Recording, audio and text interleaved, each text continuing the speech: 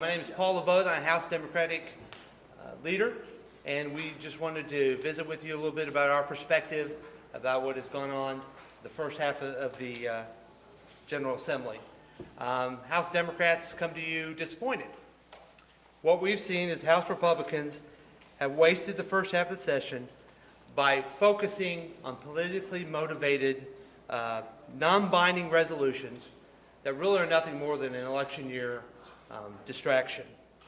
By doing so, they demonstrated they've misplaced the priorities of the state, and we have not got to the issues that are really serious and that we need to face.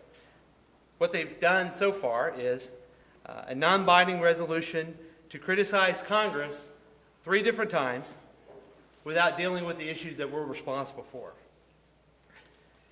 The rare exception of a bill that actually was passed was the autism bill. And we believe that happened because House Democrats were very persistent in pushing that bill and making sure that came up. We were told it was going to be the first piece of legislation, ended up being the 11th. We're glad it's through, and we're glad that we kept at it. The serious issues that need to be done this year, we are still waiting.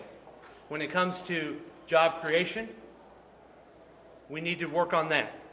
And when it comes to ethics reform, we're still waiting for a bill to go to the floor to talk through ethics reform. House Democrats are responsible for making sure that we have an ethics reform bill at all, because we've continued to push that, and I hope that we can finally get to that. And then finally, the budget. The budget with different numbers from different people, a recommendation, then appropriation, now a new bill that was dropped, with no budget hearings this week at all to talk about it. We're still left to deal with the serious issue of how we spend the taxpayers' money and what the priorities are. House Democrats, after spring break, will go into that process with an open mind to determine what the right priorities are for the state of Missouri, as we always have, and go through that process. We're anxious to get to that. We're anxious to do the things we need to do to create jobs, and we're anxious to finally get to an ethics reform bill. We've been pushing this, and we're not going to give up to the very end of the session. So with that, I'll open it up for questions. On ethics reform, the Senate made it pretty clear that they're not going to pass anything as it relates to campaign finance limits. You've been pushing for that. What do you think the prospects are of getting an ethics bill out of the House that actually has limits? Well, here's where we've been with that. We lost that vote by 1 vote a few years ago, where the caps were completely removed. My bill and the House Democrats' bill, their reinstate campaign limits, was completely ignored last year. This year, it was the first ethics bill that was heard. It will be included in the ethics package. The Speaker has been consistently against it, but he said if it comes out of committee, he'll let it go to the floor. The majority leader has been completely against it. He's going to let that go to the floor. We got to continue to push on to make sure that we're pushing the issue and not be afraid that the Senate's not going to do something. So every time I think they're going to stop this, the good sense of making sure that we have fair elections has come through, and we'll continue to push for that. Are you satisfied with the process that the House used for crafting the legislation? Well, good question. Am I satisfied with the process? I appreciate the process of the new committee. I appreciate the process of allowing House Democrats to put the right members on there. I'm dissatisfied with the speed of this. This is an important issue that we could have actually been out of committee, onto rules, onto the floor by now, and over to the Senate. So I am dissatisfied with how fast we're going on this. Does the speed matter, or are you worried time will run out on it, or why is the speed? Well, I think the speed is an indication of what we think is important down here, the priorities.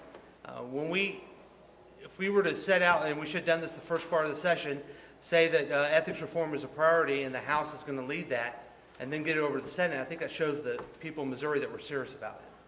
You talked about misplaced priority of wasting the half. What should the House have been working on, in your opinion, in this first half? A jobs bill, which is languishing in committee, and the ethics reform, and more hearings when it comes to the budget. We didn't have budget hearings that were scheduled at all this week.